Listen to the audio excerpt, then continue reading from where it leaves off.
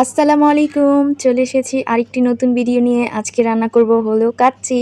ধনিয়ার গুঁড়ো, মরিচ গুঁড়ো, বিভিন্ন রকমের একটি মশলার গুঁড়ো ছিল, সেটা দিয়েছি এখানে। বিরিয়ানির মশলা গুঁড়ো করে, লবণ স্বাদ মতো, গুঁড়ো দুধ, তারপরে আদা রসুন, বাদাম বাটা, টক দই দিব, ঘি দিব আর বেরেস্তা দিব। আপনারা বেরেস্তাটা আলাদা করে ভেজে রাখবেন। পরিমাণ মতো চিনি দিব, টমেটো সস দিয়ে দিব। আপনারা যদি চান তাহলে এই কাজটা রাতেই করে ফেলতে পারেন, রাতে করলে ভালো হয়। আমার মনে হয় যে প্রপারলি মাংসের মধ্যে মশলাগুলো যায়। তারপরে দিয়ে দিব বেরেস্তার ভাজা তেলটা, এটা রেখে দেব সারা রাতের জন্য নরমাল ফ্রিজে। এবার চালটাকে মেপে যতটুকু রান্না করবো অতটুকু নিয়ে নেব।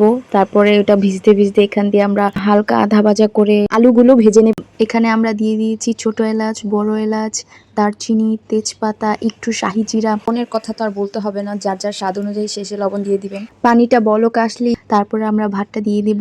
খেয়াল রাখতে হবে ভাতটা যেন একদমই বেশি সিদ্ধ না হয়ে যায়, তাহলে কিন্তু খেতে একদমই মজা হবে না। আধা সেদ্ধ করে নামাতে হবে। এখন আমরা ফ্রিজ থেকে মাংসটাকে বের করে, একটু সস মনে হয়েছিল কম, তার জন্য আর একটু দিয়ে তারপর যেখানে আমরা ভাপে দিব সেখানে বসিয়ে দিব। সচরাচর লেবু দেয় না, বাট আমার কাছে ভালো লাগে তার জন্য আমি লেবু দিয়েছি।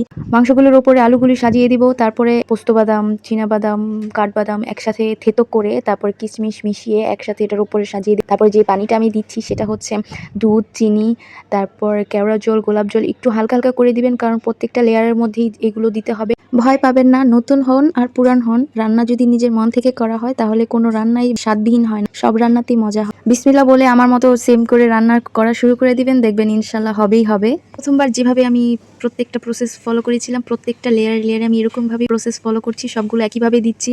একটু ফুড কালার দিয়েছি, কালারের জন্য আপনারা দিলে দিতে পারেন, না দিলে কোনো সমস্যা হবে না। একটু সাবধানতার সাথে রান্না করতে হবে, কোনো দিক দিয়ে যেন ভাব না বের হয়ে যায়, এটা খেয়াল করতে হবে, তাহলেই রান্নাটা পারফেক্ট হবে। মাশাআল্লাহ, দেখুন কি সুন্দর হয়েছে, খেতে যেরকম মজা ছিল দেখতে ওরকমই মজা লাগছে। আপনারা অবশ্যই বাসায় বানিয়ে খাবেন।